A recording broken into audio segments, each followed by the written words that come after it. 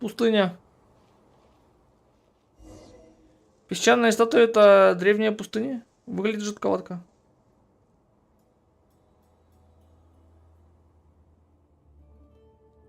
Это, скорее всего, вот это место в Сумеру, куда гвоздь этот упал, когда этот Набу Маликат рассказал этому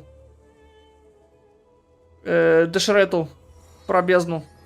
Или про Шона ему там рассказала.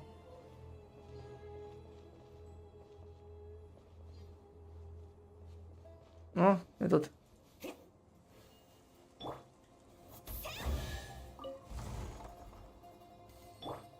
Так. Витрувий, ты жив? Это ты? Я отдам тебе монетку, дарованную мне царем Дешретом. Только скажи.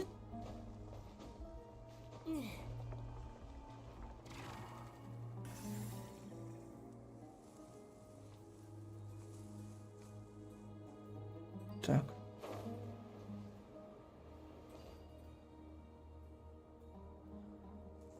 Ну нет, мне она не напоминает базу.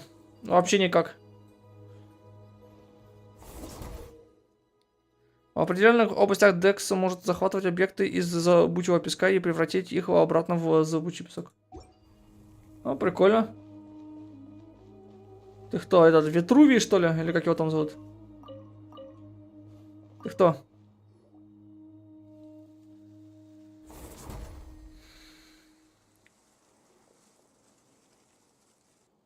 Вы не встречали... Мы не встречались раньше. Неужели в такое время здесь появятся новички? Но раз Декс с вами, вы, должно быть, пришли на помощь. Меня зовут Венипи. Я из эпохи, когда божественное тело царя Дешрета еще существовало. Пайман это путешественники. Еще с нами Цайтлинд.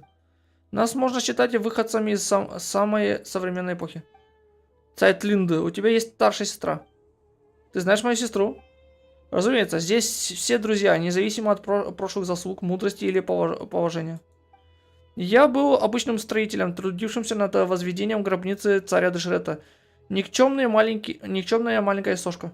Я шел через пустыню, когда меня внезапно вырвало из песков и забросило в зал без участия, где я пробыл. Я бы сказал, меньше 100 лет.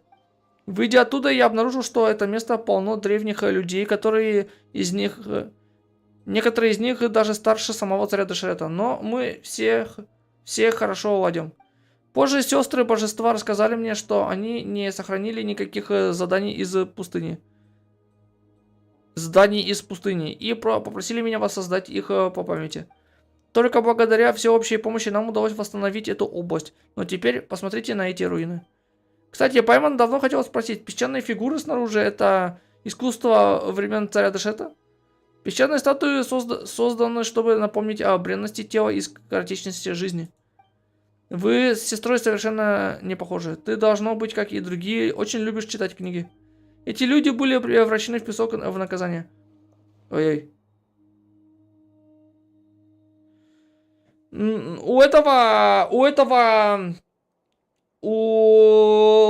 Как его там зовут? Лоха у этого прикольная анимация. У Николь для саппортов в самый раз. Саппорт не должен какие-то там супер-пупер анимации иметь. Ему нужно быстренько бафы сдать и все. Николь классная, да. И для саппорта у нее быстро все бафы срабатывают. Так что... Наконец-то Беннет будет удобный, а не этот круг странный. Не волнуйся, они живы. Здесь нельзя умереть. Как только мы решим проблему, все вернется в норму. Ах да, по-моему, слышал, что ты говорил, что отдашь монетку, которую лично пожаловал тебе царь Дешрет. Тому, кто тебя спасет. Наверняка это мой талисман на удачу и единственное напоминание о моей жизни на земле. Раз так важна для тебя, мы великодушно откажемся от вознаграждения. Мы слишком долго болтали, он здесь. Сейчас не время для пустой болтовни. Ты достиг хотя бы уровня римурийского новобранца Центуриона?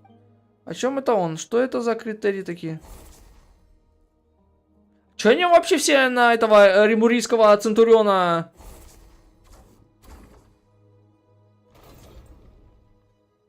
отсылку делают. Ну да, ну саппорт же, бафает урон, щит дает и...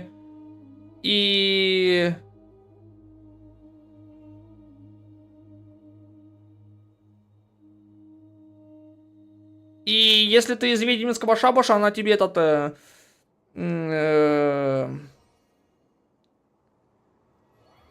бафает урон. Плюс там появляется тень, которая бьет.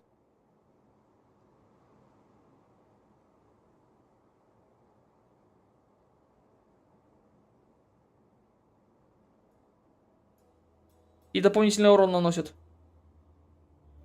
Блин, я не знаю, что у меня сегодня происходит, но у меня сегодня интернет глючит, так что...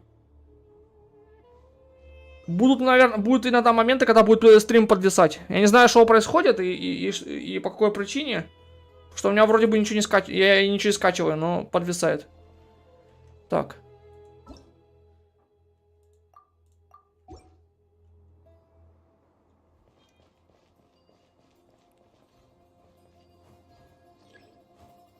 Подойдите. Мне типа нужно сделать, чтобы она меня не заметила или что?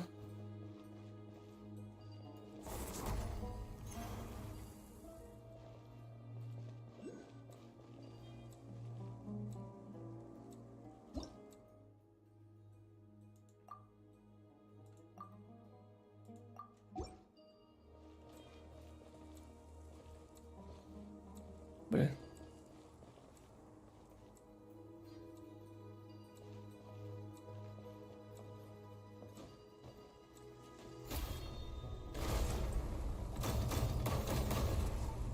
О! Теперь харакири можно этим делать штукам. Ученые из библиотеки Махавайпулья прочли достаточно книг, чтобы их оценки боевых действий имели под собой некоторые основания.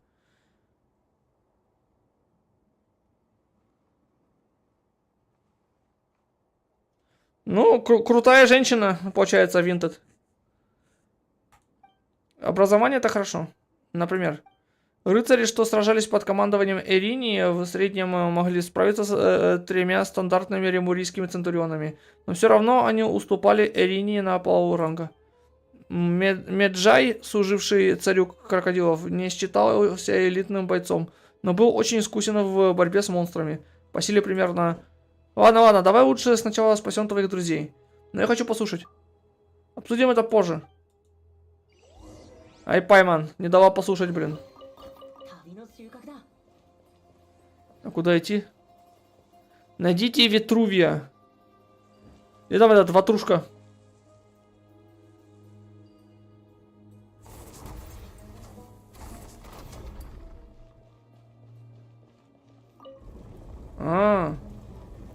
Это лифт.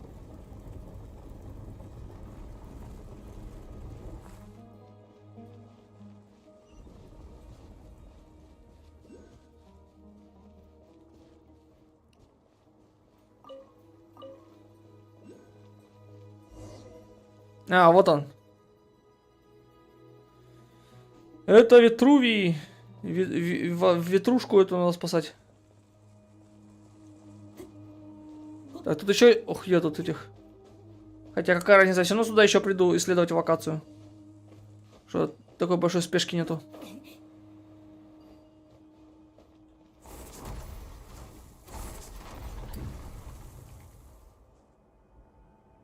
И что дальше?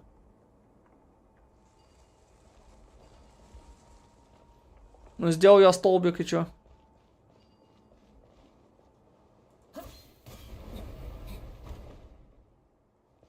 Чё?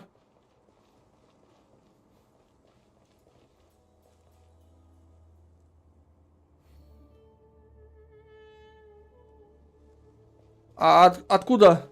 Со стрима ихнего? Потому что я ХСР уже... ХСР вообще уже не играю и не слежу даже. Витрувий. Ты Витрувий? Ладно, хрен с тобой.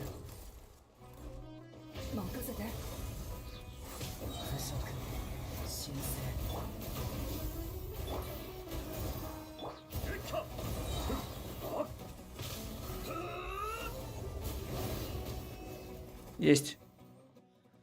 Так, Венипи, ты жив, как хорошо. Разумеется, я знаю, что здесь нельзя умереть. Я имел в виду, как здорово, что ты не превратился в песок. В общем, главное, чтобы ты понял, что я имею в виду. Я понял. И спасибо вам всем, и Дексу тоже. Я ничего не сделал.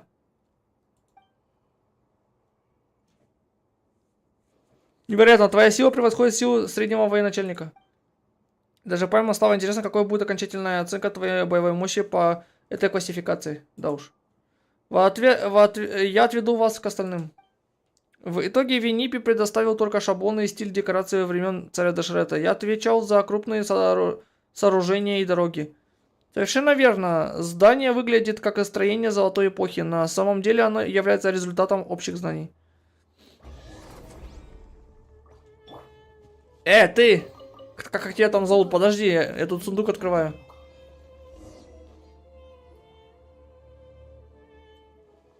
Да? Надо будет посмотреть. Назад.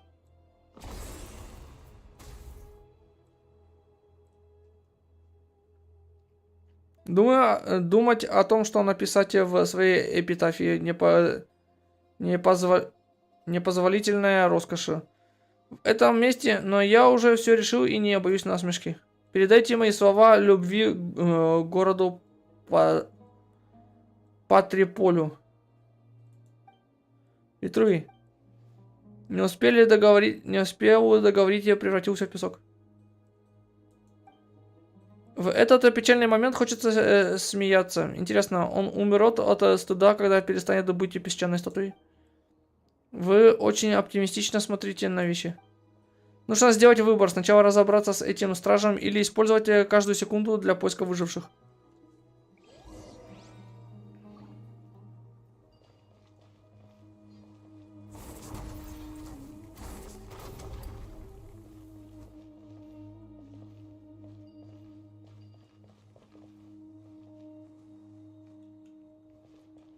Да, я потом тоже посмотрю.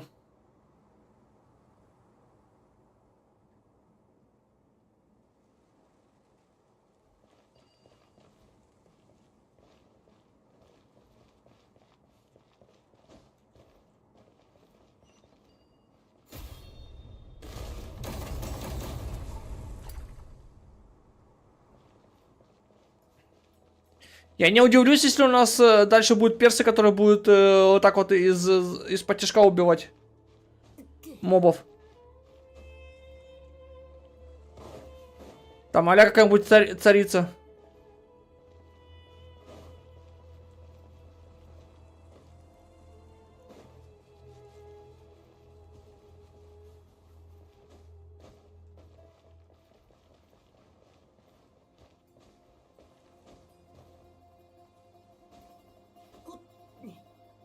Мапа.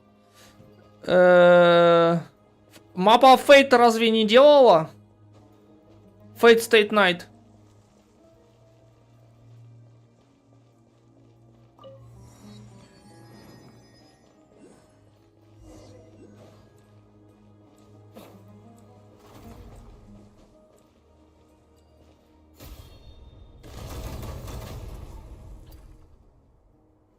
Так.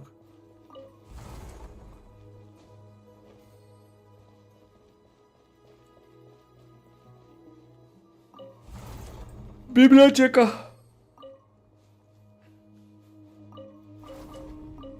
В библиотеке можно почитать что-нибудь?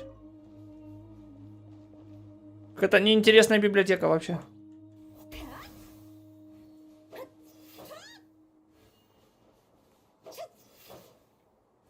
Так.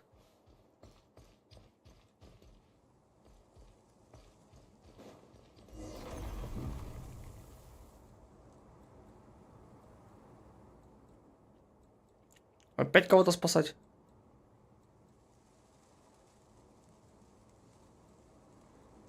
Кажется, да, Дэр. Но мне еще что-то кажется, что они этот Fate State Night делали, нет?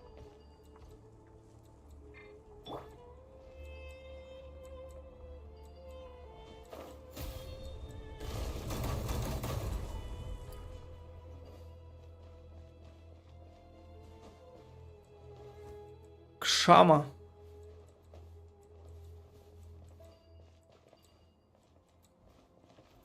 Ой-ой.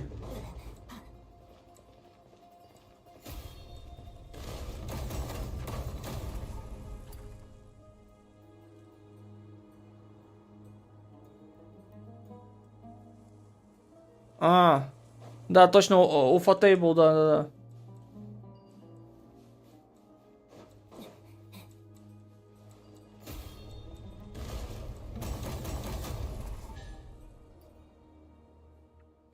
Венипи, Декс, а также Рамхильда и новые друзья. Спасибо вам.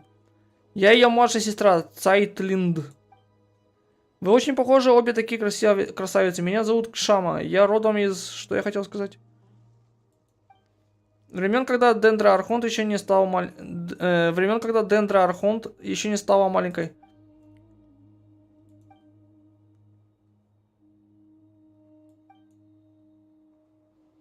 Насмешили. Если бы я тебе не сказал, ты бы и не узнала. Будет грустно это скрыть. При виде Витрувия я точно не смогу сдержать смех.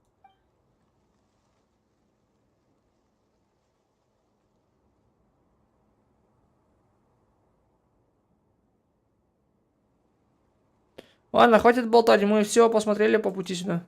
Есть еще кто-нибудь? Боюсь, больше никого нет. У тебя есть идеи, как защитить людей от превращения в статую из песка? Наши предыдущие исследования не дали результатов. Обитатели чертогов пустыни не разбираются в тайных ритуалах и науке. Остается единственный известный способ победить карателя Гаморы. Об этом не стоит беспокоиться, у нас есть путешественник, чья боевая сила сопоставима с силой риморийского трибуна. Кажется, кто-то получил повышение. Но каратель Гаморы где-то прячется, мы не можем его найти. Это плохо. Раз уж мы с таким трудом вас спасли, может сначала вернемся в главный зал? Там остались История и Джозефс. Они обладают обширными знаниями и, возможно, найдут выход из ситуации. О, Историем все в порядке? Это замечательно. Он самый опытный из нас и очень любознательный. Он самый эрудированный человек в мире, когда дело касается знаний, истории и культуры. Тогда нельзя медлить. Чем раньше вернемся и все выясним, тем быстрее спасем Витрувия и остальных.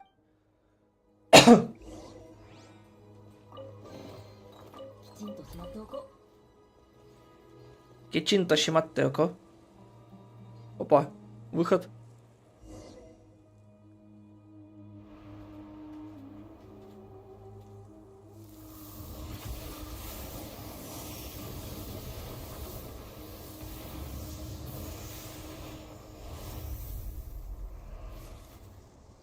Чё за?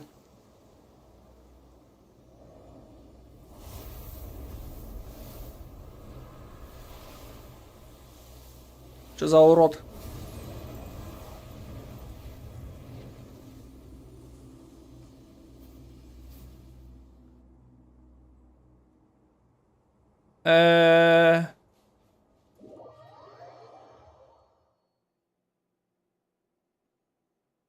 Так. Где там мы сейчас?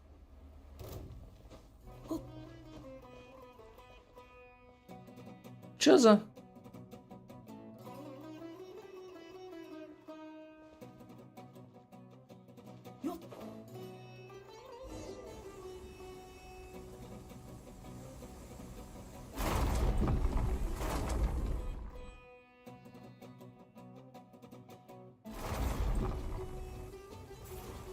Так это была ловушка.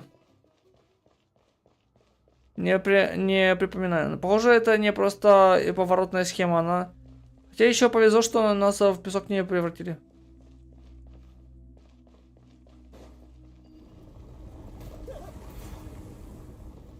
Что за бред?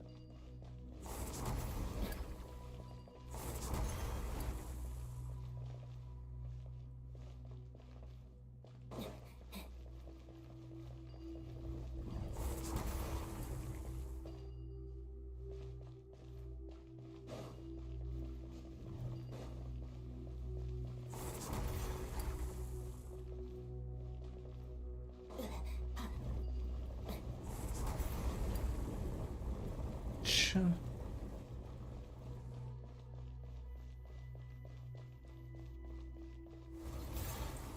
Опять эти дурни.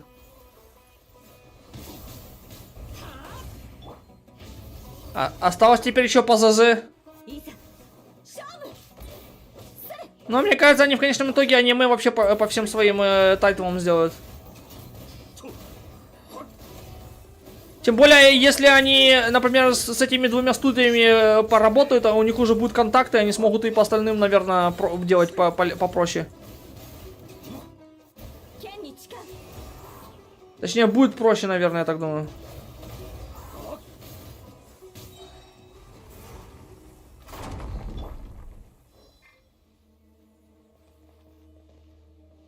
Привет, Сэмми, как дела? Да.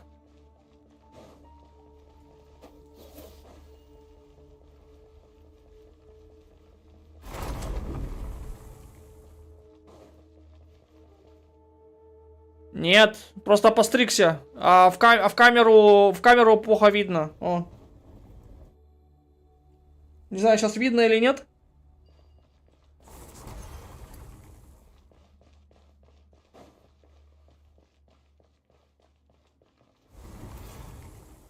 Че за...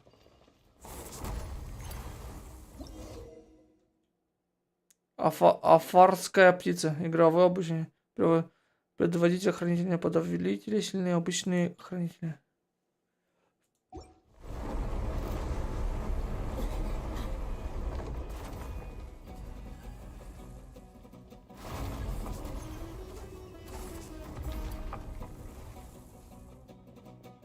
Че за...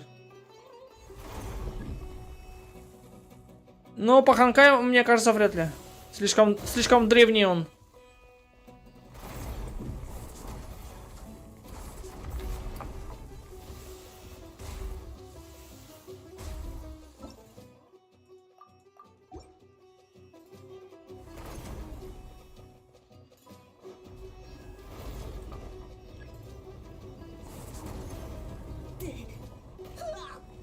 А что за хрень?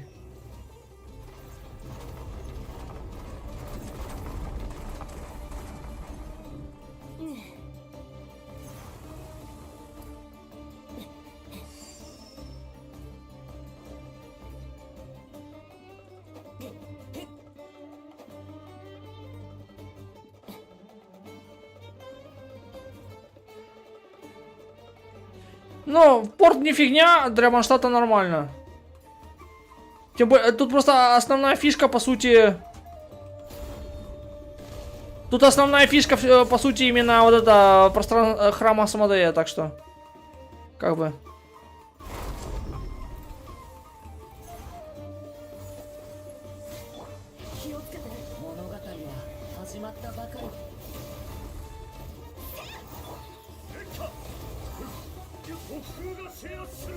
Мне порт визуально понравился.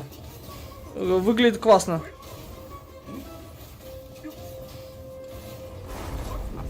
Илюга, мне, кстати, жирно повезло, у меня Илюга сразу C6 выбился, пока я дзбай крутил.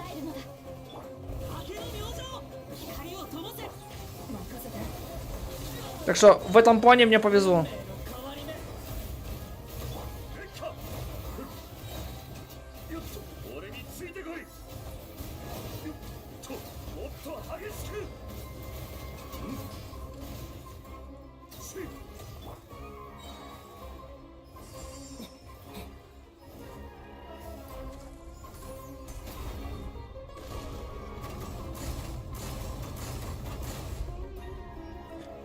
Афарская птица. Каратель Гаморы.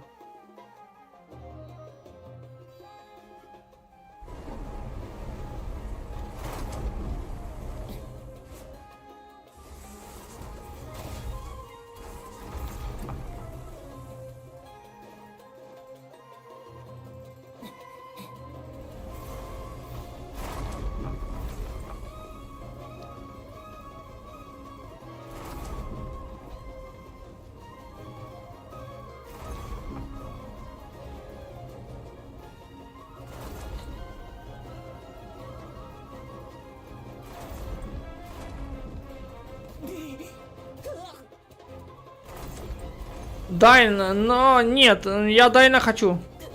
Это такой самый интересный и самый загадочный персонаж в игре пока что у нас. Так что... Дайна я хочу увидеть снова. Ну, в смысле, не увидеть, а квест его снова. Хотя я думаю, что у нас вряд ли он уже будет, мне кажется. Аж до Снежной теперь.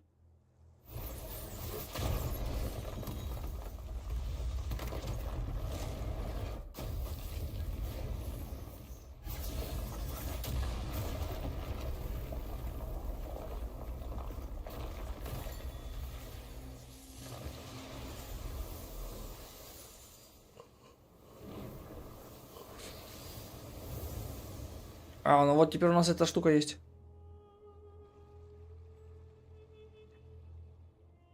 Где там мы? Все закончилось, да? Верно, все закончилось, все восстановились.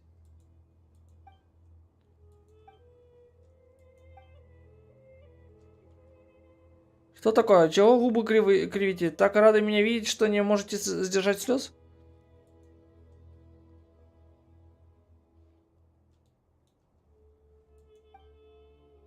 Кошмар, перестань и не смейся, ты же все испортишь. Смейся, не смейся, сильно вы меня не смутите. Любовь любовь и смерть Любовь и смерть предопределены судьбой, в них нет ничего смешного. Ладно, больше никакого смеха. О, Кицин тебя выпало, что ли? Кстати, а где Цайтлинд? Я не знаю, я был снаружи, как и все, кого восстановили. Они только что обнимались. Я сказал малышу Скарпе отвезти всех обратно в главный зал. Затем я оставил их и пошел к вам. Они должны быть где-то поблизости.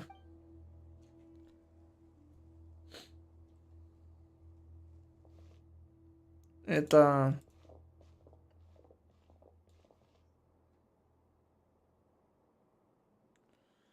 Это брошь с аметистом. Это одна из вещей, пропавших из моего чемодана. Она принадлежала моей сестре. Вот оно что, отлично, значит, одну вещь мы уже нашли. Наверное, ее поместили сюда как экспонат и реликвию современной эпохи. Если честно, вопрос о твоей сестре натолкнул меня на мысль о том, что написать на моем надгробии. Я несколько тысяч лет не задумывался о тех словах. Здесь нельзя умереть, значит, я не смогу оставить после себя изысканную эпитафию. Учитывая мой статус при жизни на Земле, я мог бы быть похоронен на кладбище жрецов, покоясь на серебристо-белом... Покоясь под серебристо-белыми ветвями. Это большая честь, хотя эпитафию нам там написать не было где. Тогда я точно хочу... Тогда я точно не хочу такой славы, потому что я уже написал свою эпитафию.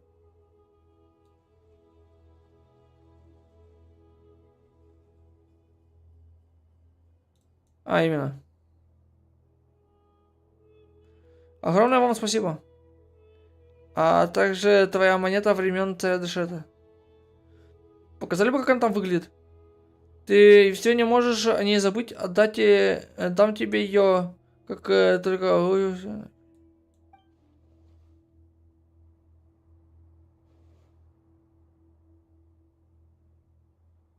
Когда Шама рассказала ему о падении царя Дешета, он рассердился и заплакал. Ты лжешь. Ты меня обманул, лжец. Не может быть. Че не может? Может. Все может. Если честно, это смешнее, чем моя эпитафия. Ладно, забудь про монитор, раз ты такой скупердяй. Самое время сказать, что мы пришли для того, чтобы помочь Цилиндр найти пропавшие вещи. Вам помогли между делом. Спасибо, Пайман, спасибо, путешественник. О нет, ты сказала здесь здесь из нас, потому мы должны все исправить. Какая неаппетитная...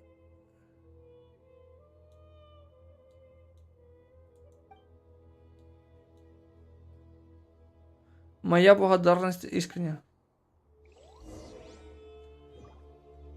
Так, что там? Все, возвращаемся. О, сундуки. Фига они тут насыпали в сундуках.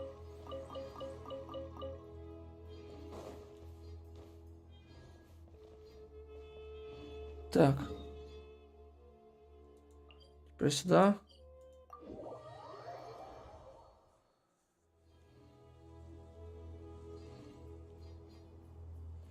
Так, куда теперь? А, это вот это будет самое интересное. А, нет, это возвращение назад. Тут вот это как ее... короче, библиотека местная. Истории ты пришел. Да, все вернулись в главный зал из чертогов в пустыне, поэтому я пришел сюда. Сайтлинд, твои вещи нашлись?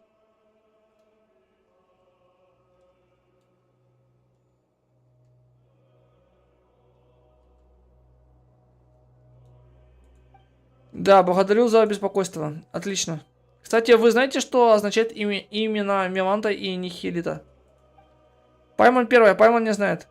Да, меланхолия и пустота. Меланхоличная пустота, блин. Прекрасная эрудиция. Я верю, что мы с тобой подружимся даже больше, чем я подружился с твоей сестрой, поскольку у нас одинаковые интересы. Да, сестра более общительная и любит проводить время вне дома. Но когда я еще не умела читать, она читала мне много историй. Как такой человек может испытывать меланхолию? Разумеется, я говорю о патологической меланхолии. Она не не о том, сотрудничаем созерцателя, что взирает на наши страдания с высоты. Она все это тебе сказала? Честно говоря, я был ошеломлен тем, что она сказала. Я ей представить не мог, что кто-то осмелится построить аналогию на них. Сперва считалось, что меланхолия это физическое заболевание. Само слово происходит от понятия черная желчь. Впоследствии люди стали считать, что меланхолия это психическое расстройство. Правильное понимание требует времени на осмысление. Но теперь люди вновь открыли истинную природу меланхолии. На самом деле это болезнь. Без лекарств и друзей не обойтись. В мою эпоху мы все это знали. Нам обо всем рассказывали ангелы. Песни ангелов и Анне Мархонта могут лечить меланхолию, но это не означает, что поверхностное утешение простых смертных способно сделать то же самое. Что вы хотите сказать? Это секрет. Мне нужно говорить тише. Почему великое божество, управляющее силами неба и пространства, назвало свою...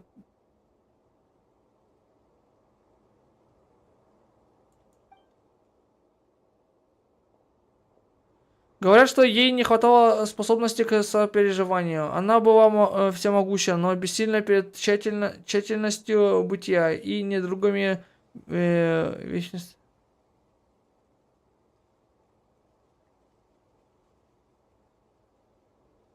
Она была всемогуща, но... Так. Поэтому она назвала свои создания в честь двух понятий, с которыми ей было труднее всего справиться. Поздравляю, Дэр. Теперь тебе ее одевать надо. Кажется, Пайман понимает ее. Имя непобедимого заклятого врага должно звучать круто и внушительно. Заклятые враги и Пайман называются...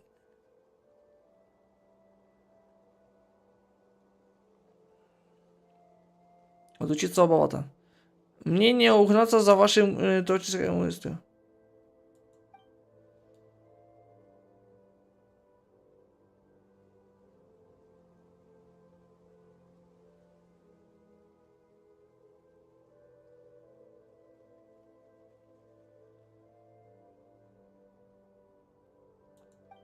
Я молю о смелости отказаться от всего этого и начать жизнь не по-настоящему. Ты понимаешь, о чем я? Если тебе нужна помощь, приходи ко мне, хоть даже просто поговорить о твоей сестре. Хорошо.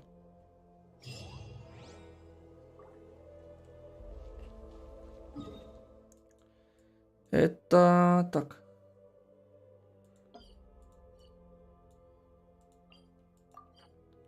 Да, на зеленую туда перейти, получается.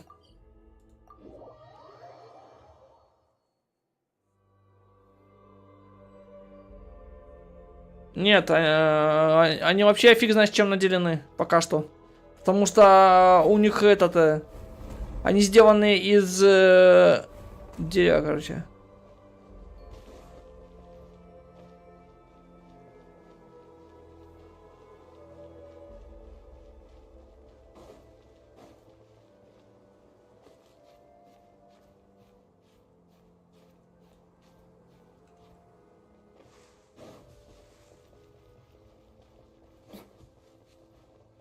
Куда идти-то?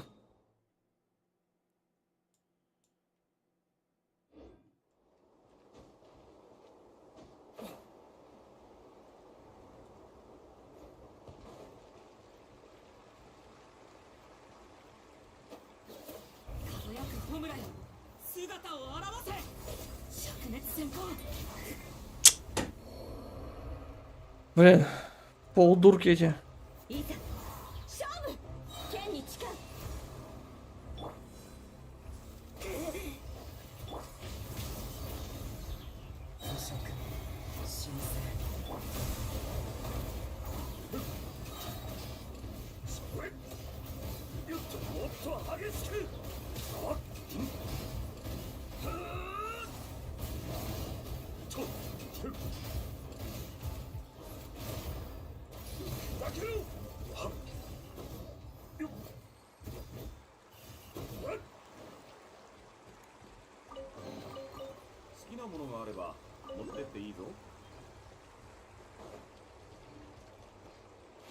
Так, я явно не в ту сторону иду.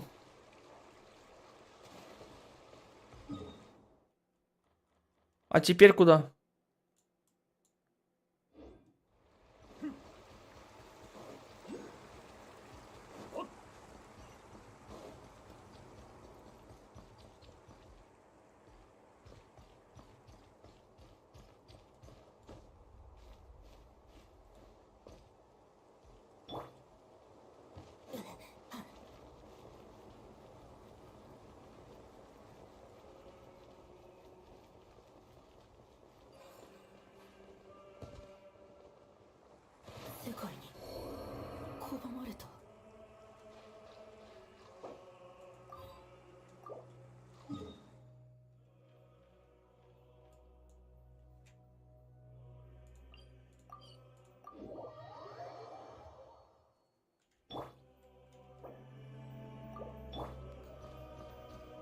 Что я не вдуплю, как в эту локацию попасть-то?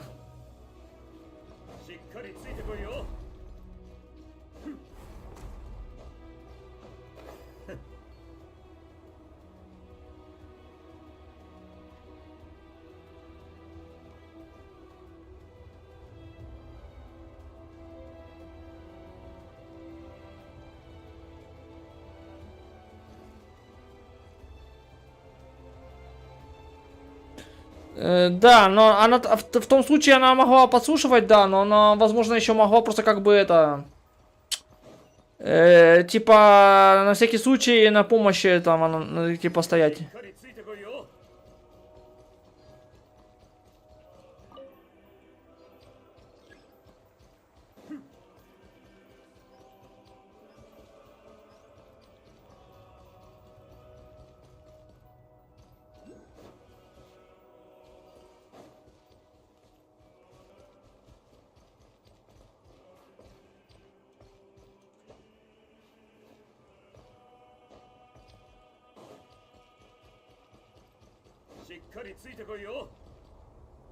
Варкой прыгнем.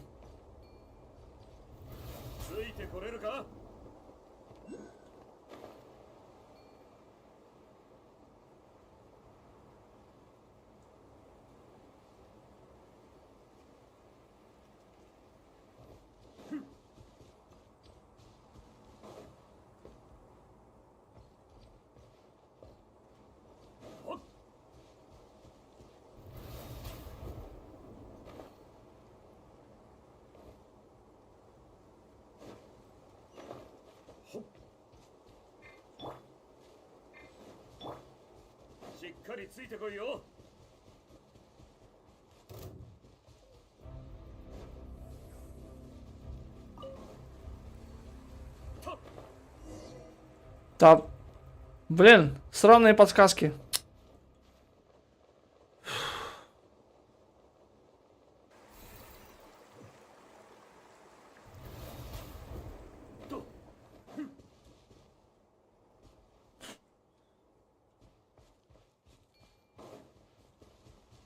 Надо телепорт активировать. Блин. Еще сорвется? Это дебильная локация маленькая. Ну, то есть она прикольная, но есть тут моменты, блин.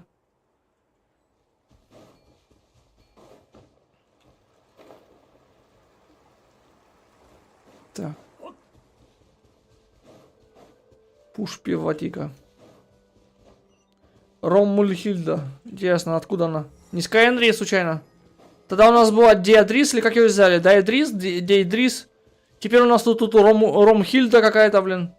И Цайтцилиндр.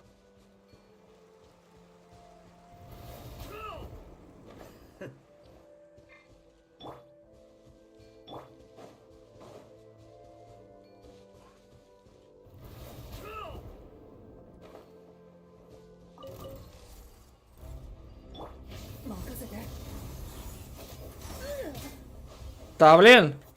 Заколебали. Эта хрень еще и не контролируется. Не контролится.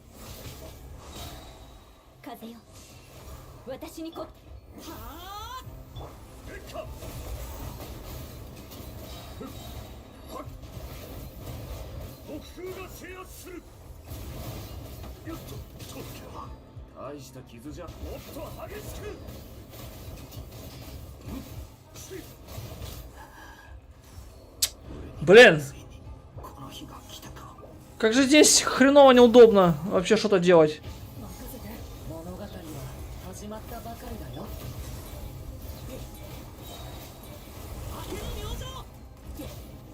Капец. Приветствую, Ромхильда и новые друзья. О, Декс тоже здесь. Меня зовут Цайтлинд. Я ее сестра. Вот как, вы очень похожи. Меня зовут Окикуни. А, это Иназума, что ли? Но мне... По мнению более поздних поколений, я родом из той эпохи, когда сотни они и духов бродили по миру, а на руками еще не объединила архипелаг. Меня зовут Кальцерий, я из ремурийской эпохи. Меня зовут Юй Хуань-И. Я из эпохи, когда у подножья горы Тяньхэн стоял форт Шань-Хуэй, а ассамблея Гуйли еще не была построена. Имейте в виду, что кроме новоприбывших из приграничных земель, все ремурийцы выглядят как камни. Не пугайтесь, когда увидите их. Это не камень, это икор. Вот это да. Один человек может свободно переключаться между тремя личностями.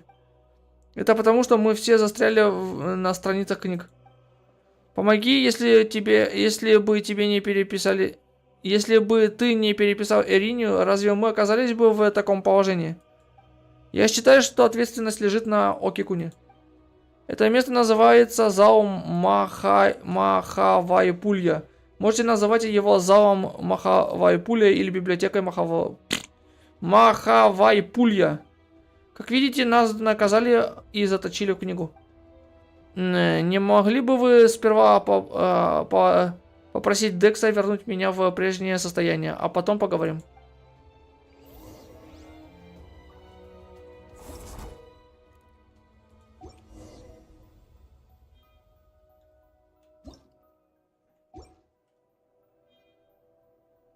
И...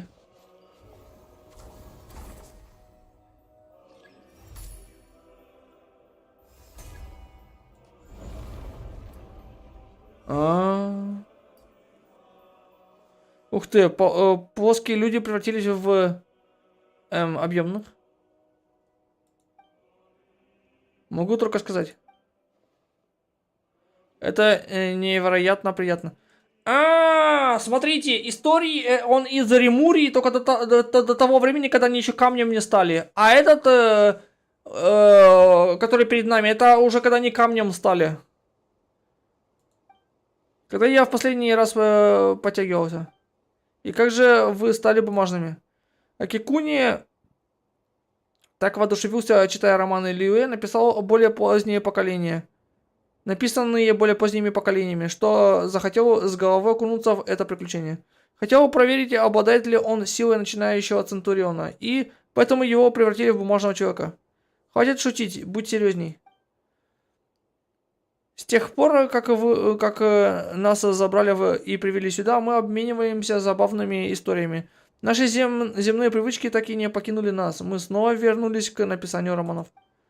Неустанные мучения и испытания в зале без участия были направлены на то, чтобы подорвать нашу волю и желание. Но каким-то образом они созвучны древнему искусству отречения трех смертных сущностей. Но даже если эта крошечная творческая искра погаснет, одной хорошей идеи достаточно, чтобы вернуть ее к жизни.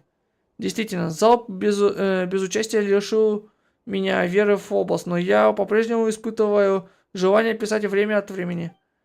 И стражники нас наказали. Несложно понять, почему. Любой, кто увидит то, что написано... любой, кто увидит, что написал Акикуни, не сможет сдержать эмоции. Что это за ерунда? Но знаешь, в этом есть твоя изюминка. Но преимуществом является и то, что его работа основана на оригинальном произведении, которое принадлежит нам, потомкам из Ливы. Перестань, а то они примут твои слова за чистую монету. Миоланта классифицировал нашу работу как источник загрязнения. Он утверждал, что она стирает грань между фактом и вымыслом, оскверняя чистоту и целостность культурного ландшафта.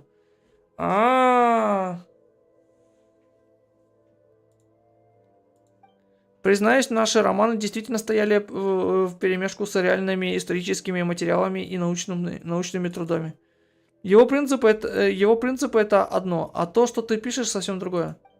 Кстати, Цайтлинд, кто из 5 якш тебе больше всего понравился? Твоя сестра в детстве читала тебе эти истории. Она говорила, что ей больше всего нравится летучий змей.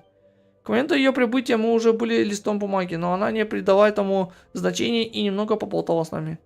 Мне нравится Аватус, он кажется очень сильным и стойким.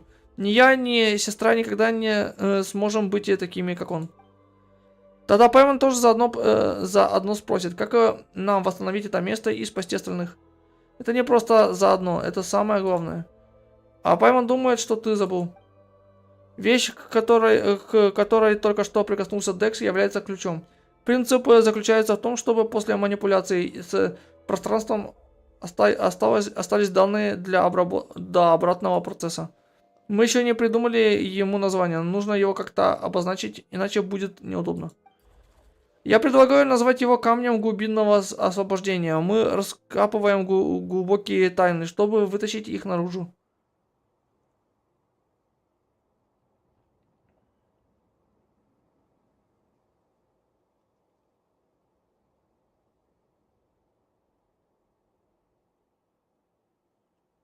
Привет, Мори, как дела твои?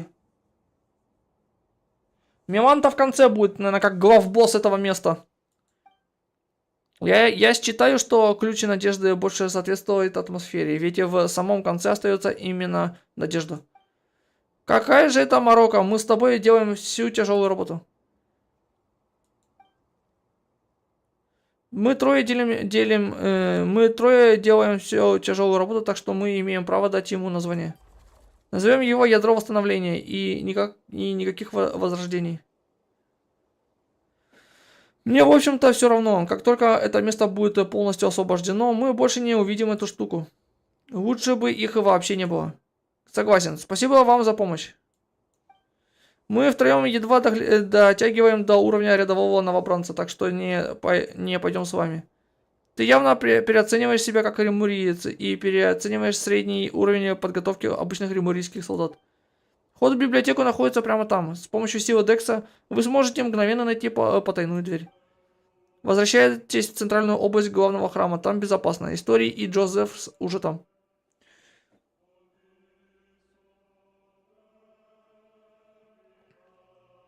Да, вы лучше возвращайтесь в безопасное место, так как и было запланировано. Я буду их проводником на этом этапе путешествия.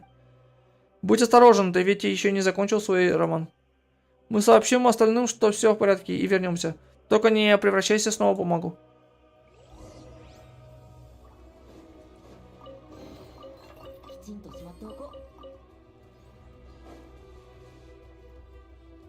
Кичин Тошиматтоко.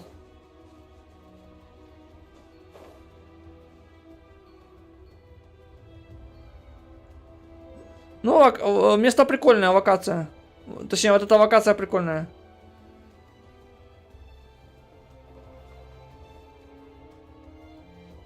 Ну там намек. Там не прям вот бабах и новый, кто он такой новый этот. Там намек будет. Потому надо будет очень внимательно читать этот разговор с этой. С Милантой.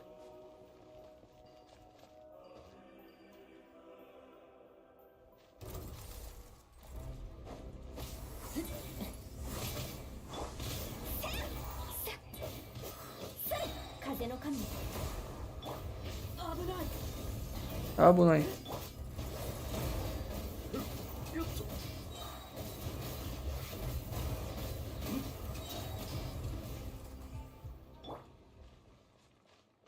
Так.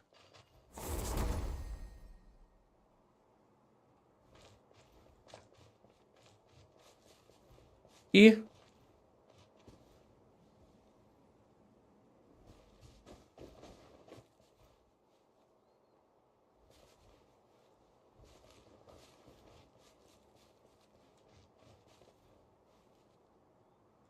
И чё?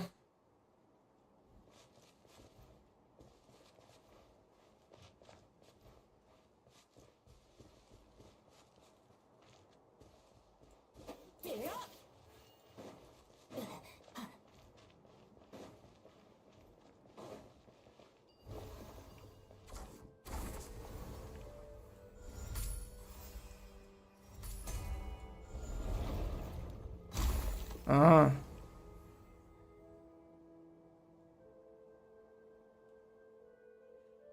Привет, Тимми 2839. Но я хочу уже до конца добраться. Мне интересно, что ж там все-таки будет с этой, этот диалог с этой с Милантой.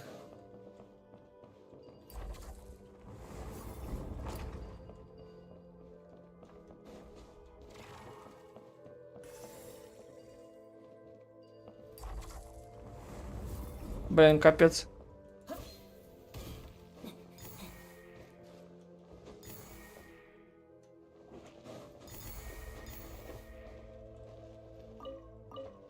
Блин, заколебали они какую-то морковку в книжке ложить. Где это лорные книжки?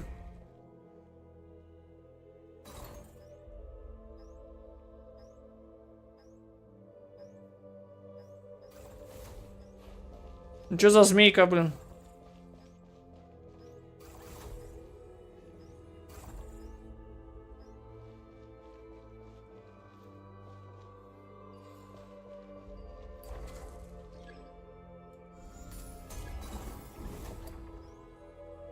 Фига.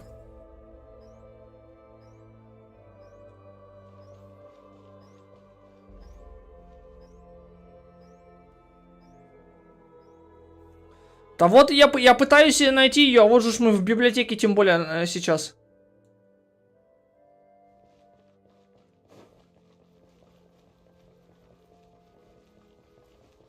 Учитывая, что мы в библиотеке, я вот пытаюсь найти, где эта книга Винтед. Я тоже видел теорию в том, что она где-то здесь находится.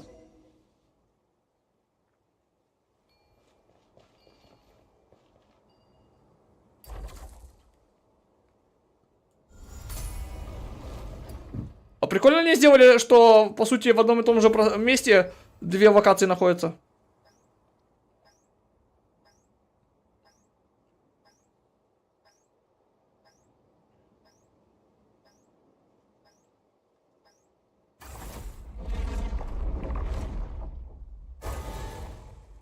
Экосистема.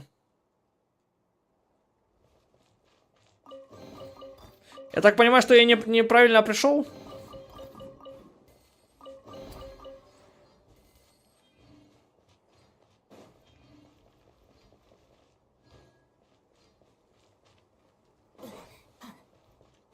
Продолжение сюжета из этого, ну, не сюжета, а истории из Энкономии. 任せて。物語は始まったば。光を灯せ。いいじゃん。 Хикари я Тобусы.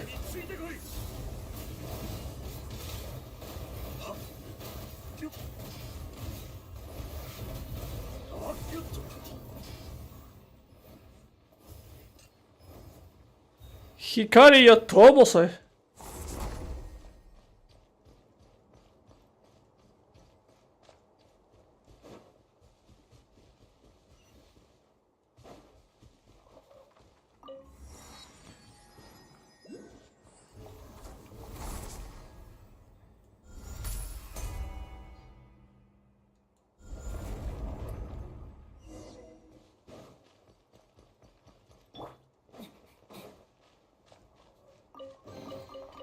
きちんとしまっておこ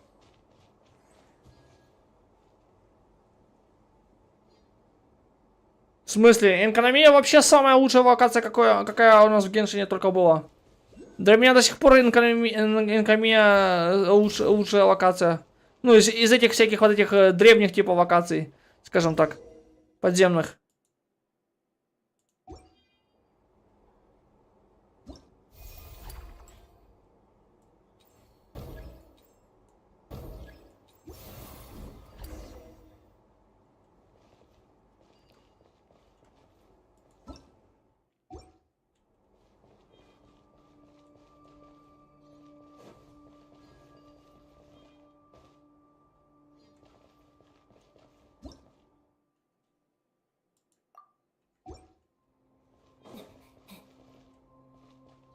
Типа еще где-то один ключ?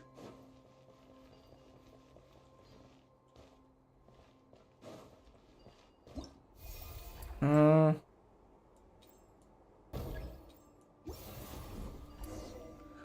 чердаке каком-то. О, фея! Подруга Николь.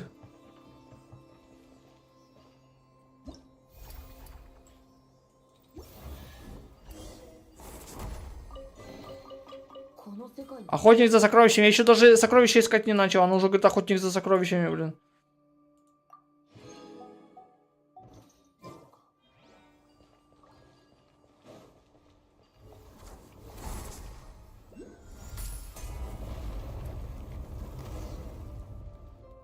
Фига тут.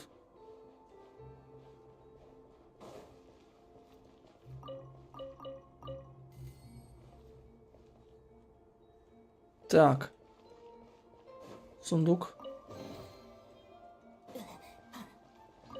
Опять этот артефакт. А где книги вообще в этой библиотеке?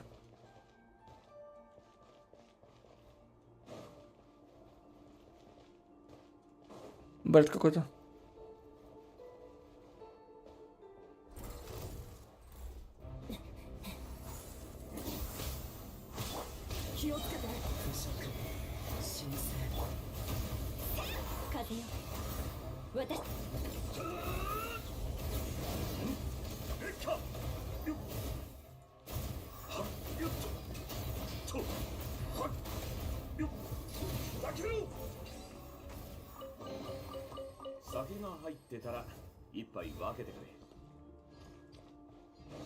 Так.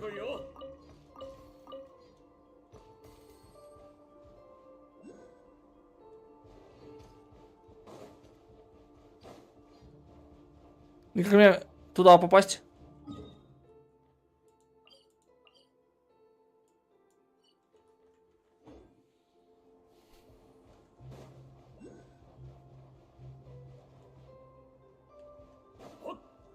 Нам сюда.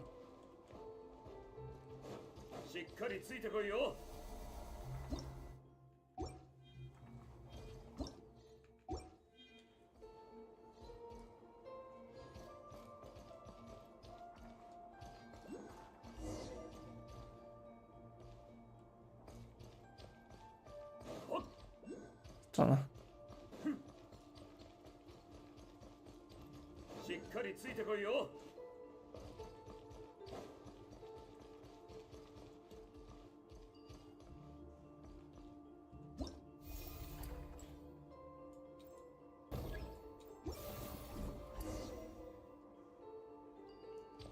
Так.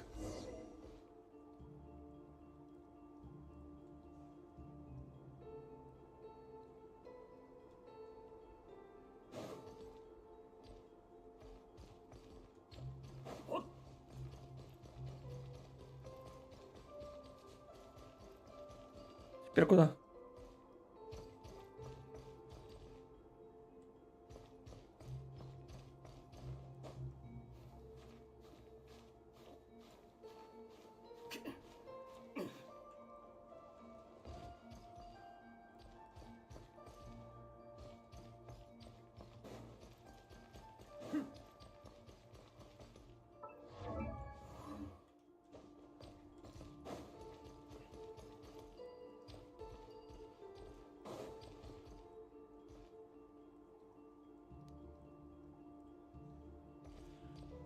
Это где?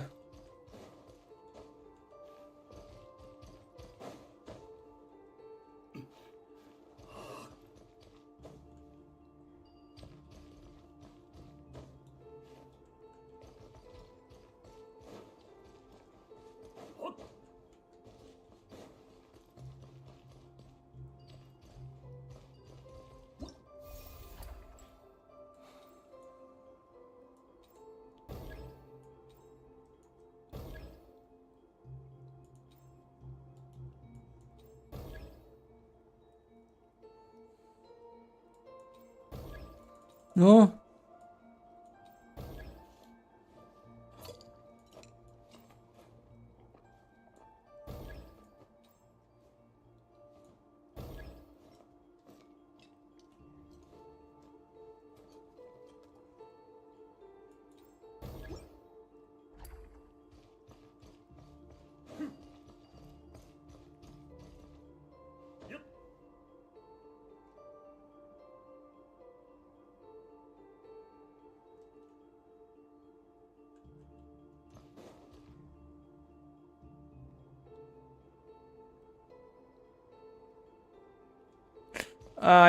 Есть инфа, что они появятся, но не в виде своих воплощений настоящих Минтед. Тени будут появляться. Помнишь, как нам Алиса впервые заговорила с нами?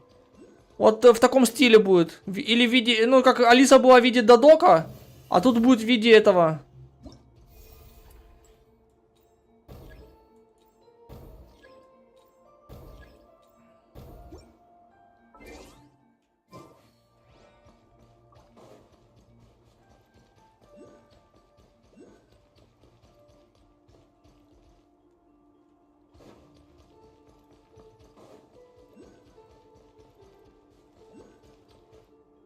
А, тут половина.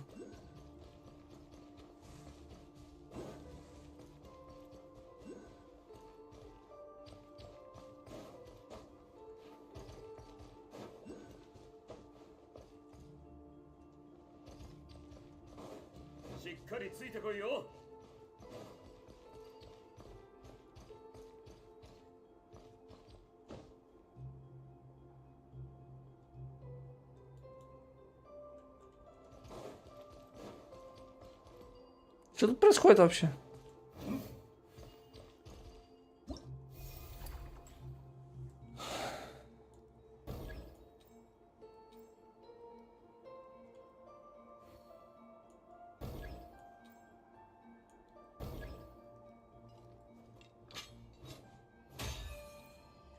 Че не пойму.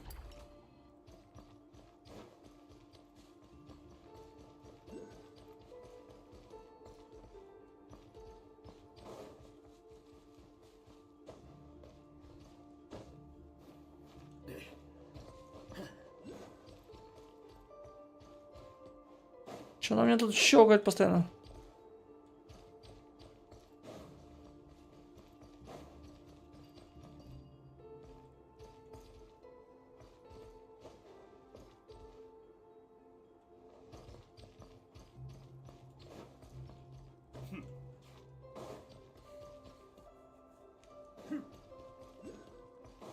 Я ничего не пойму.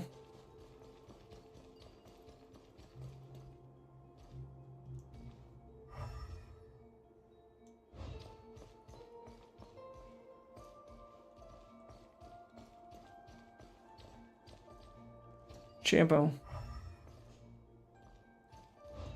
Кто прошел эту часть вот? Я пойму, куда идти. Здесь вход. Здесь вот эта часть восстановлена.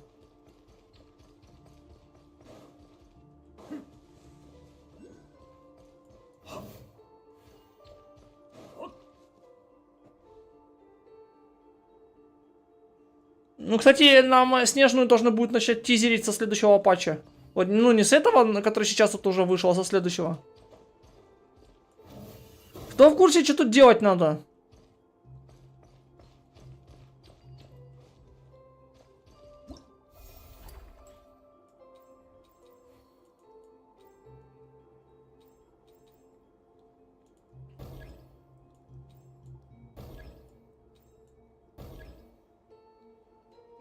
Че не пойму?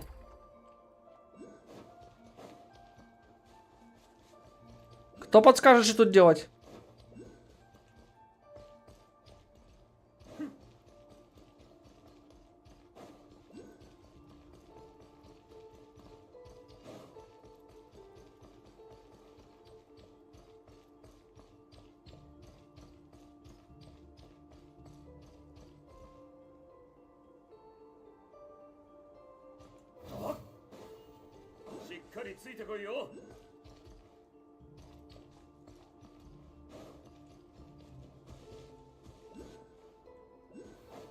Пец.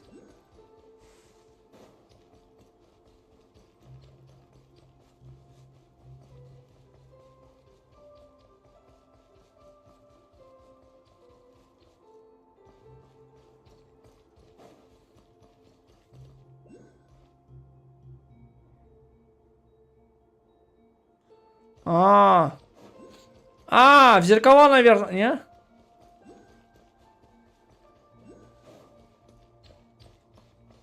Надо в зеркало посмотреть, наверное, да?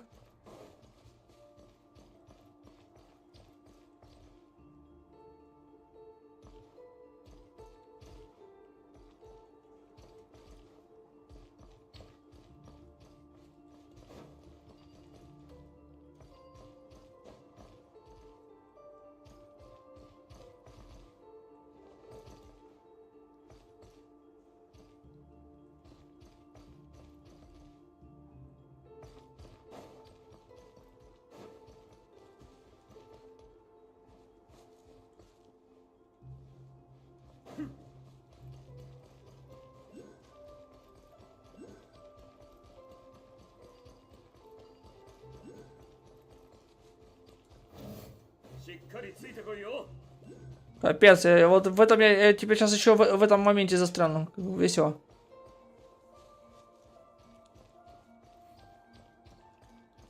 Вот эти зеркала тут для чего-то должны быть. 100%.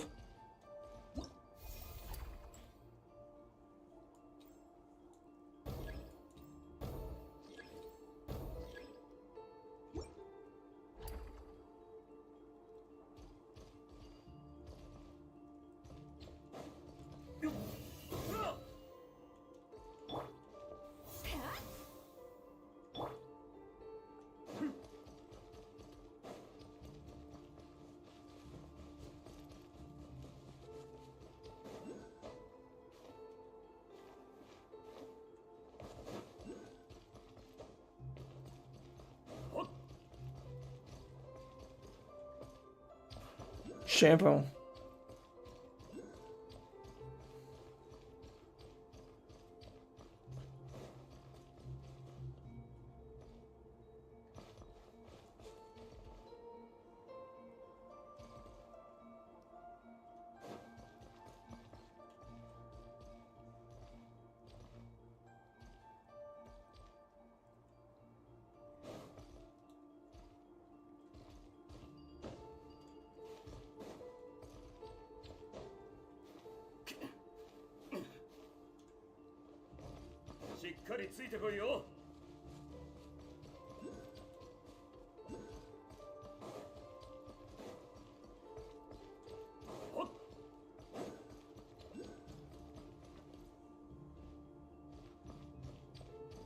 Какую картинку? Что тут надо сложить-то? Это тут уже лазию, блин, капец.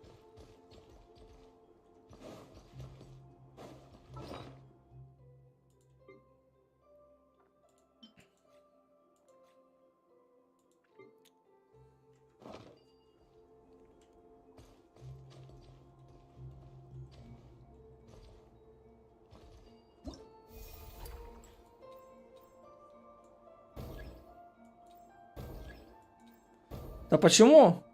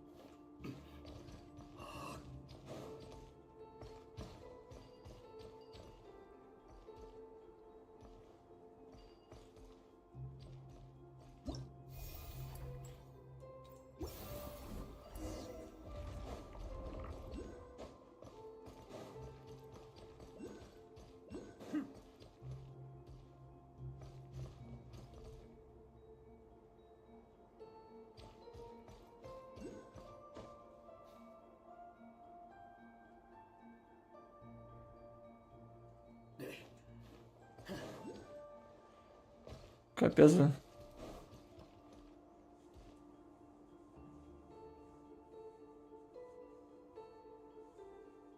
Я его никогда хешером конца не называл, я его всегда завершенностью называл. Его хешером конца в фандоме переводили. Я никогда его так не называл. Я всегда завершенностью. Он даже в переводчике так переводится. Если в Google переводчик закинуть, он так и переводится, как хешер завершенности.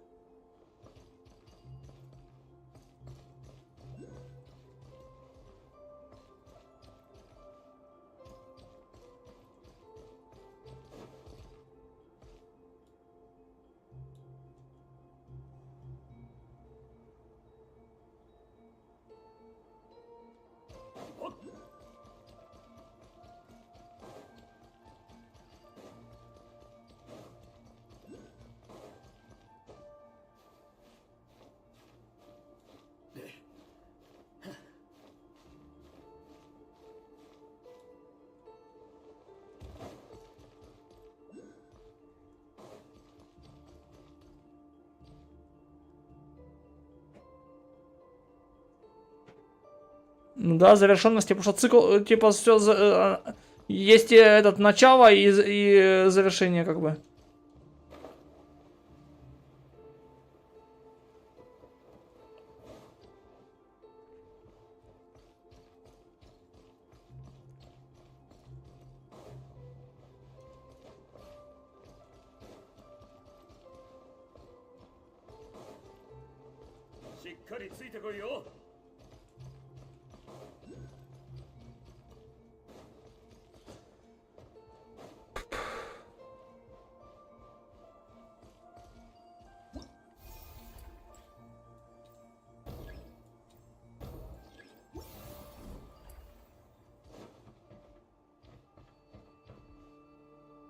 Чё за...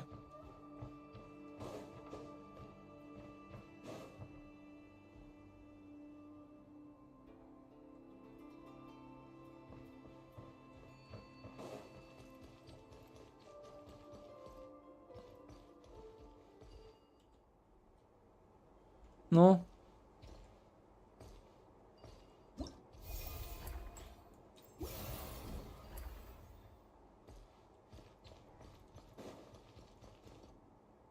И чё? Я сам себе двери позакрывал. И мне даже не туда нужно.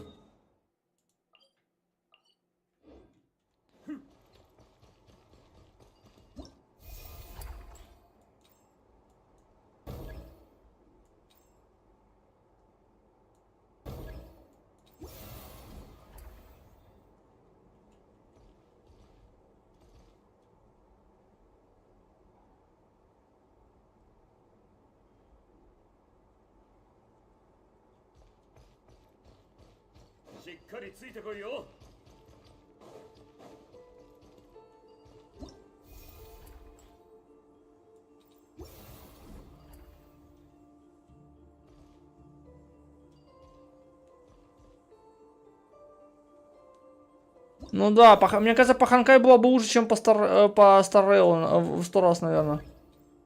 По крайней мере, я так думаю.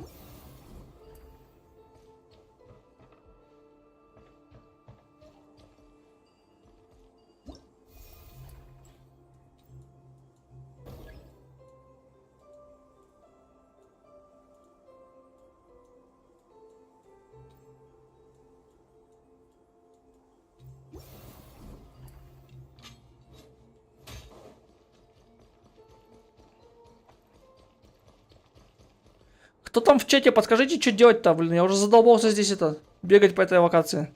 По этому месту, блин, точнее. Я сегодня думал, вообще сюжет закончил, уже он 53. Через 7, считай, что через 20 с лишним минут заканчивать, блин.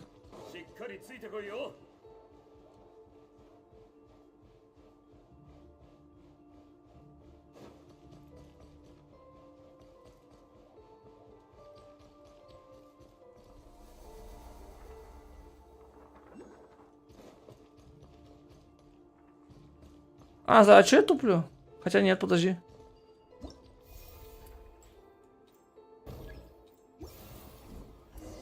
Твою ж за ногу. А нельзя было это раньше сделать? А, нет, тут половина. А, блин, это здесь же. Ну, вон она полная, как бы.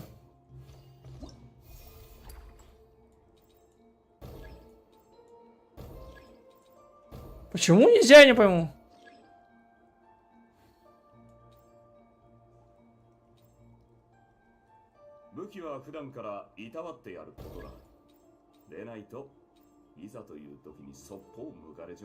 А.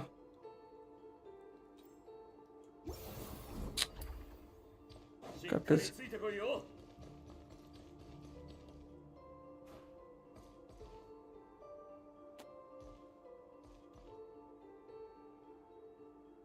Так оно и будет, просто они его долго делают. Уже есть информация, что аниме закончили писать, скажем так.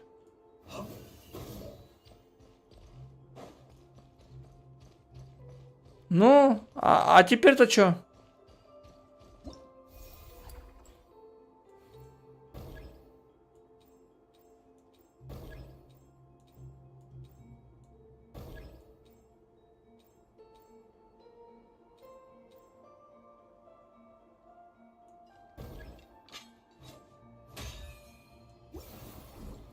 Что за бред?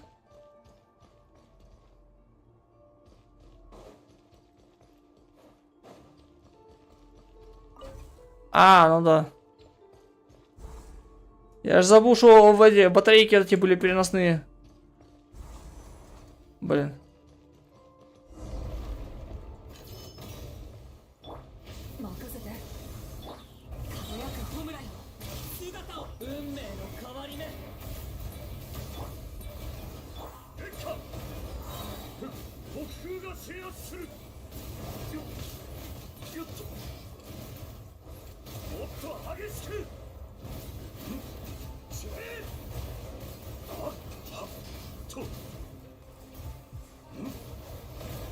У этого резисты, кажется.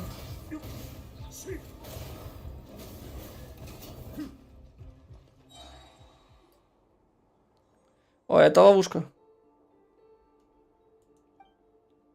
Цайтлинда, ты не ошиблась? Путешественник, защити меня. Я немного испугалась, но со мной все в порядке. Я для вас обуза, простите. Нет, ничего подобного. Зато я знаю, что я точно обуза, и никому до меня нет дела. В смысле, разве Павел только что не держала тебя и путешественника? Хочешь сказать, что тянула нас наверх? Да ты просто использовала меня как подушку безопасности. Хуаньи. Пайман вообще-то умеет летать. Она бы не упала, если бы не пыталась помочь тебе и путешественнику. Ну да, конечно. Сейчас ты скажешь, что это все моя вина, потому что я тяжелый. Цайтлинд улыбнулась. Мы отличная команда, это Хуани. Не переживай ты так, Цайтлинд. しっかりついてこいよ。きちんとしまっておこう。 Кичинто Шиматтеоко.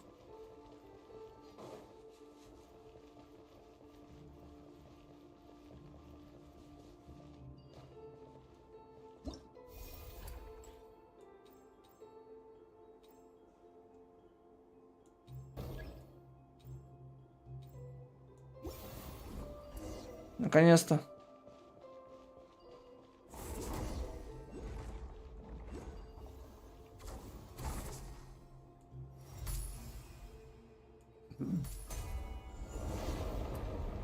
Нифига себе. Прям реально храм пространства какой-то, блин. Это письмо, это письма, которые мне с сестрой писали друг. Это очень личное, поэтому думаю, нам не стоит их читать. Ничего особенного, честно говоря, обычные письма домой. Ей было скучно в санатории, и она писала их, чтобы скоротать время. Она упоминала, что воздух там очень хороший, много пожилых людей, а жизнь в горах комфортна, но порой очень скучная. Она упоминала, что часто ходила на кладбище санатория, чтобы читать эпитафии. Она хотела узнать истории тех, кто никогда не вернется домой. Тех, кто обрел свой вечный покой на горе.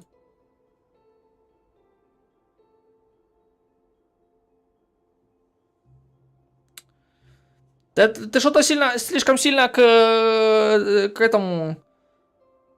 К ХСР прилип.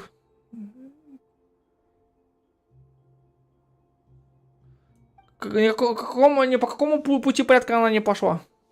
Хранительница небесного порядка это только значит то, что она должна была, по сути, Селестию, как типа стражем законов Селестии должна была быть. А не то, что она как Эон пути порядка следует. Она писала, что санаторий так. Пока однажды она не написала, что собирается уехать очень далеко и просит меня не волноваться. Не может быть, когда твоя сестра приходила сюда, она была общительной и казалась жизнерадостной. Затем я пришла в храм и у пика ветров и увидела ее надгробие на одинокой горе, на чужой и далекой земле. Пойман снова заставила тебя бередить старые раны и не знает, как тебя утешить. Прости, пожалуйста. Не нужно меня утешать. Вторая половина жизни не что иное, как череда прощаний. Это как рисунок на песке. Сегодня он здесь, а завтра его уже нет. Прости, я не знал. Я ей представить не мог, что произойдет нечто подобное. Когда она прибыла, отбор кандидатов на возвышение уже был слишком запутанным. Все были в подавленном настроении.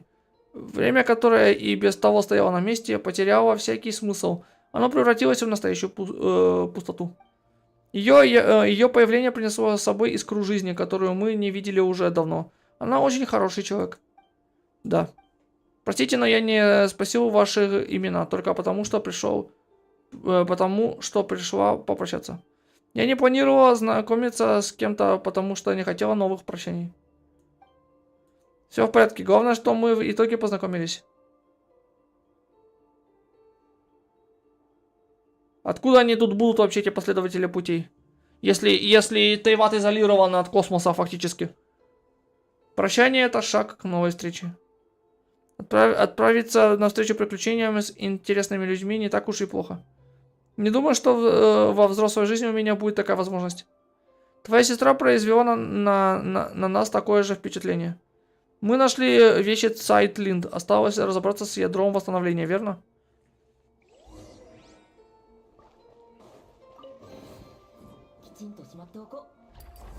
Кичинто Шиматтоко.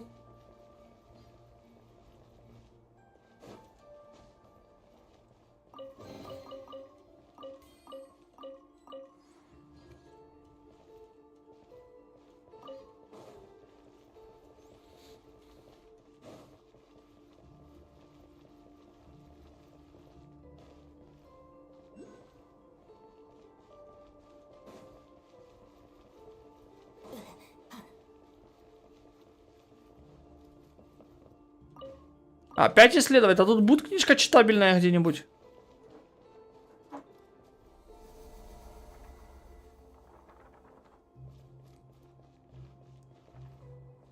О, Меланхолия веры, финальный том.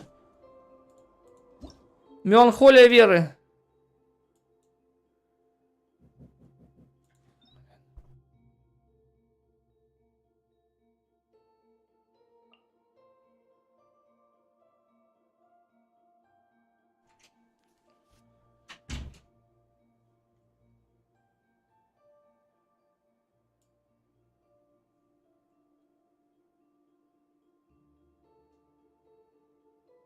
Ладно, это я потом надо будет почитать. Так, ну одну книжку мы нашли, Винтед. О, Киричуру.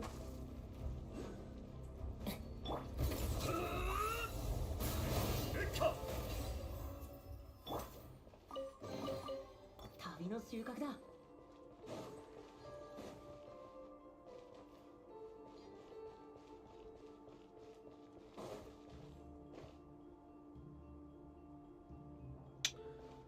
Да никакой он не последователь. Отвяжись ты уже от этих эонов. Какое отношение эоны вообще к Геншину имеют? Геншин раньше ХСР появился. Могли тут, конечно, концепты какие-то быть похожие, но какое отношение Геншина должен иметь к путям этим вообще?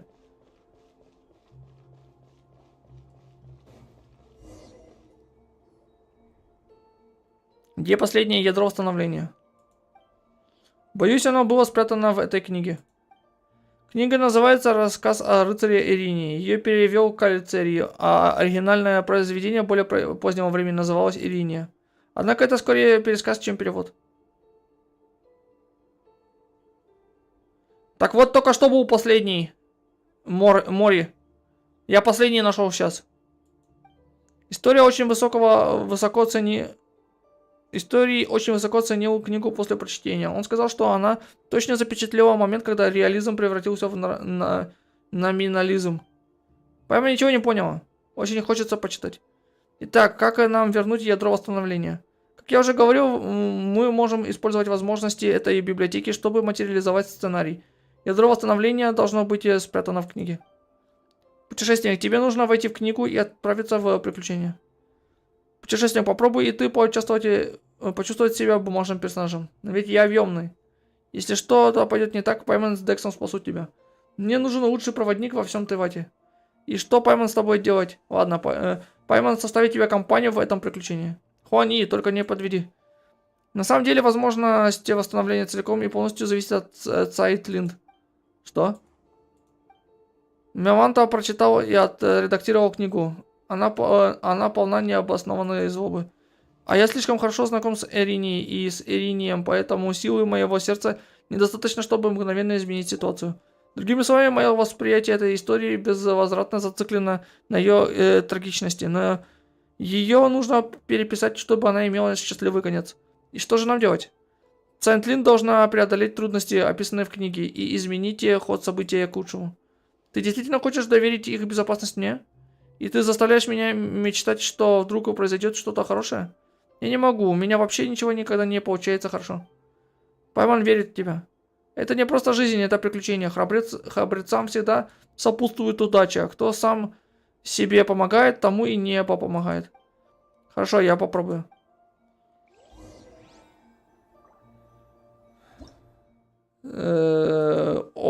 Очень косвенно связаны. Ханкай Старрео и Импакту связаны. Геншин так, посредственно.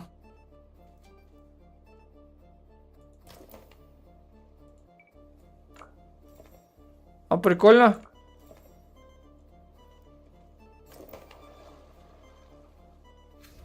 Ля, классно они придумали, мне нравится.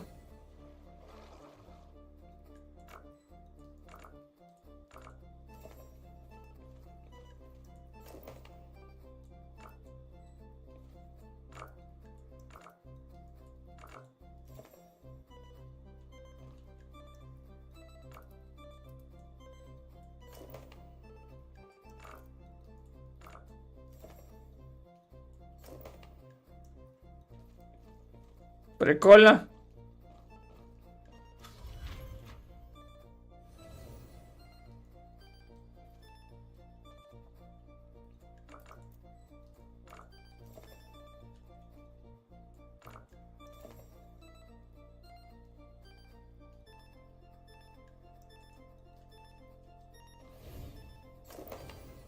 Ну и что за хрень?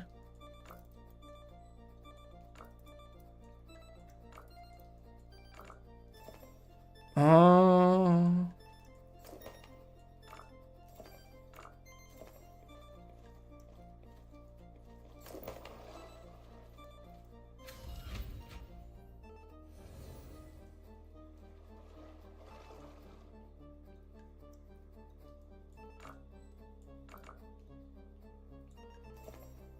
Тварь.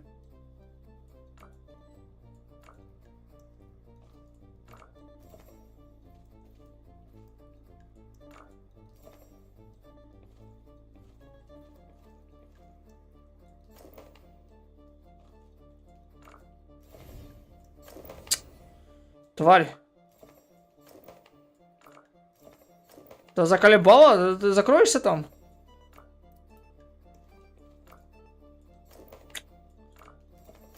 Алло. Че, издевается? Капец.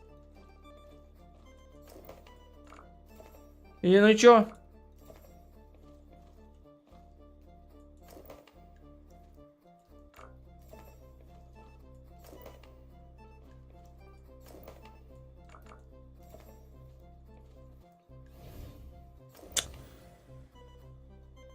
А, тут сейвы есть теперь. Прикольно.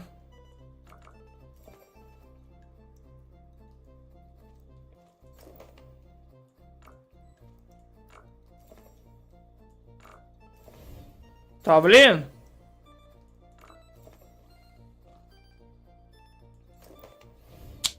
Да закол...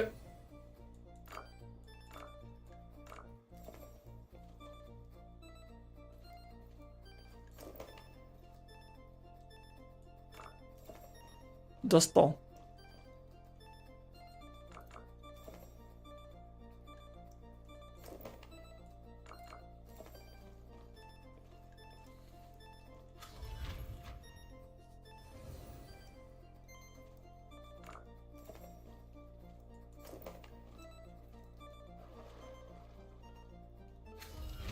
Святой Грааль?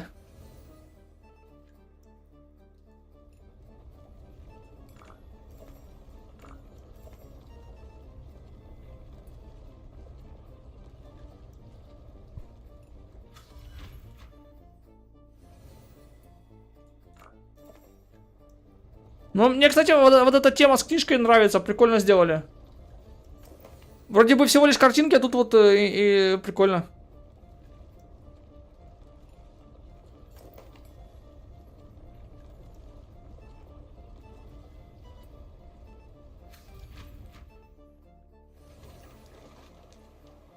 Где мы теперь?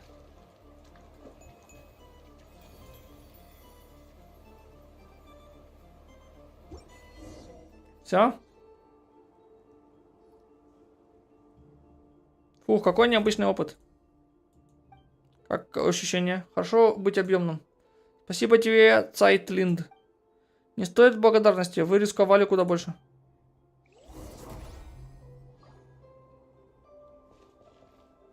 А, теперь туда.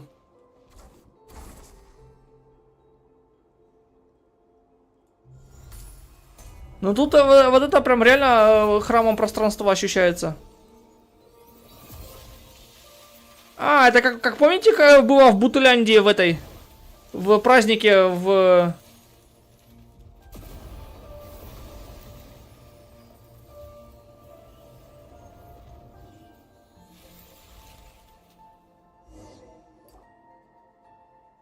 Отлично, теперь Миланта потерял контроль над этой областью. И еще Цайтлинд. Что такое? Я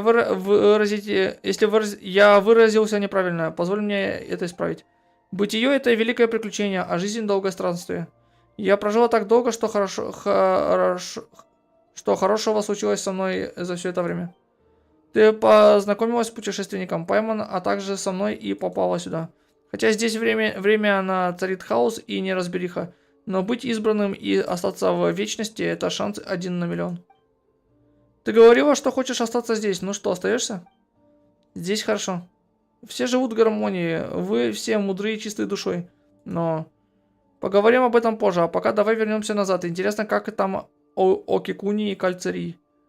Кальцерий. Да, от этого, от наказания очистили. С точки зрения силы, ты как минимум командир легиона начального уровня. Говоря о командирах легиона начального уровня, существует несколько категорий. Големы, арбитры, стажеры и гибриды арбитров и големов. У них разные уровни сил. Замолчи, последнее ядро было спрятано в твоем дурацком романе. А теперь я на тебя смотрю, и руки так и чешутся вмазать. Я превратился в ихор, больно будет только твоей руке. Именно поэтому я еще и использовал свои навыки Гухуа, чтобы ударить тебя.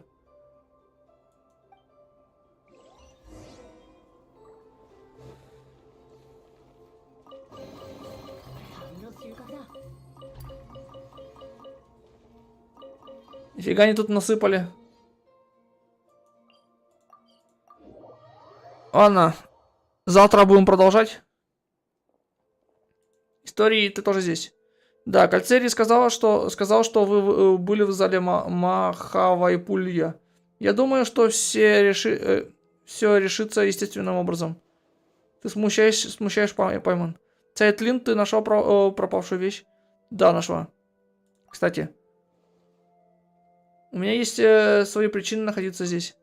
С тех пор, как вы оказались здесь, вы только и делали, что решали мои проблемы. Я не знаю, что говорить...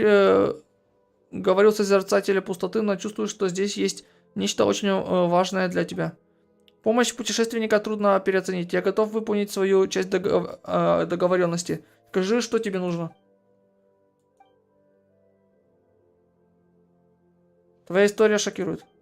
Если бы мы были в академии, я бы полдня размышлял, прежде чем дать тебе ответы, чтобы показать, насколько серьезно я отношусь к этому вопросу. Я здесь больше всех и был свидетелем всего, что произошло, но, к сожалению, самая верхняя часть храма, атриум сущности, это обитель божеств и созерцателей. Говорят, там хранятся сокровенные истины. Но и немногие осмелились туда подняться. Неужели там настолько высоко, что даже самые смелые пугаются? Только тем, кто готов отказаться от всех своих воспоминаний, дозволяется туда войти. Аудиенция с владычицей храма – это поиск ответов и освобождение. Поэтому все воспоминания, связанные с этим местом, стираются. Только используя свои собственные воспоминания и знания, можно проложить истинный путь к небесам. Только так можно прикоснуться к священному. Но воспоминания неосязаемы, как нам проложить путь к небесам. Такова сущность этого места. Сила богов может переплетать пустоту и реальность друг с другом. Вакуум здесь не считается пустотой. С точки зрения того существа, вакуум всего лишь состояние, которое можно заполнить одной мыслью. Лишь пустота, где даже смысла не существует. Единственное место, куда не дотянуться даже богам. К тому же я предлагаю, что путь к небесам должен быть похож на те полуреальные, полупрозрачные сцены, которые вы видели в библиотеках. Я слишком труслив и никогда не пытался подняться наверх. У меня нет мужества отбросить свои обязанности. Я тот, кто стал свидетелем прошлого и постоянно учился будущему у потомков. Я всего лишь носитель своих драгоценных воспоминаний. Нет, переход в то пространство, по которому мы шли, которое на загрузочном экране. Даже если больше нет надежды вернуться на Землю, каждая утраченная цивилизация будет жить в моей памяти. Неужели боги настолько жестоки, предложить кому-то сделать такой выбор? Некоторые очень хорошие, а некоторые очень плохие. Например, та, что похитила сестру путешественника, явно очень плохая. Или, возможно, наоборот, вовсе не хозяйка храма создала этот путь к небесам. Если собираешься покинуть это место, то не можешь унести с собой его историю, секреты и знания. На мой взгляд, описание пожертвовать воспоминаниями, чтобы построить путь к небесам, слишком эмоционально. Но тут, возможно, те,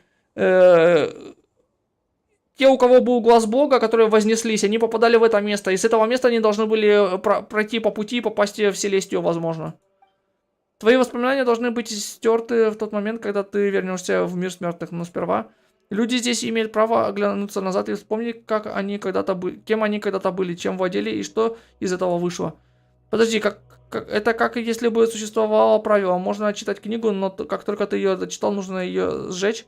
Но прежде чем сжечь, ты обнаруживаешь, что в книге есть финал и последствия, которые напоминают тебе о самых ярких моментах. В итоге не остается никаких сюжетных линий, только эмоции и атмосфера. Лучше и не скажешь. Твоя способность приводить пример напоминает мне одного моего студента. Позже он уехал на юг в Дельфы Пита. Я не знаю, как теперь называется это место и выжили ли они в войне. Его звали Абракс. Это который в экономии Дайничи Микоши построил. Абракс. Я спрашивал у многих, но все говорят, что он не оставил своего имени в истории. Вернемся к теме. Да-да, ты столько всего рассказал, но как нам туда попасть? Путешественник, твои воспоминания очень важны, ты не можешь их просто так потерять. Что касается Пайман, то у нее с путешественником нет никаких разногласий, которые могли бы заставить Пайман хотеть начать все сначала. Не стоит волноваться. Когда мы всех спасем, я помогу тебе разобраться с этим. Я понял принцип работы пути к небесам. Божество покинуло свой престол, и правила слегка изменились. Предыдущий участок пути к небесам в коридор пустоты сохранился. Разгневанная Меланта разрушила половину этой лестницы, но оставшаяся часть ступеней все еще видна. Это означает, что по лестнице могут пройти и другие. Осталось только восстановить ее. Ты хочешь это проверить? Не поймите меня неправильно. Как я уже говорил, я трус, обремененный слишком большим количеством воспоминаний, но при этом слишком напуганный, чтобы умереть. Истории.